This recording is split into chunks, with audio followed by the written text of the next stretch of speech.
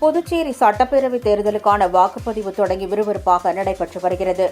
புதுச்சேரியில் ஆண் வாக்காளர்கள் 4,50,639 வாக்காளர்கள், பெண் வாக்காளர்கள் 5,03,832 வாக்காளர்கள், மூன்றாம் பாலினத்தவர் 140 என மொத்தம் 9,50,639 வாக்காளர்கள் உள்ளனர்.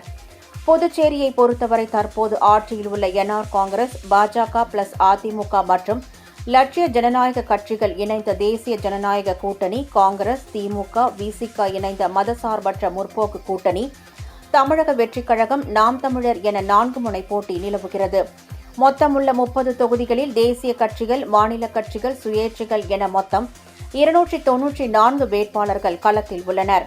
30 சட்டமன்ற தொகுதிகளில் உழவர்கரை, நெல்லித்தோப்பு, முதலியார்பேட்டை, நெட்டப்பாக்கம் ஆகிய தொகுதிகளில் அதிகபட்சமாக 14 வேட்பாளர்களும், குறைந்தபட்சமாக ஊசுடு தொகுதியில் 5 வேட்பாளர்களும் களத்தில் உள்ளனர். காலை 7 மணிக்கு துவங்கிய வாக்குப்பதிவு மாலை 6 மணி வரை நடைபெறுகிறது.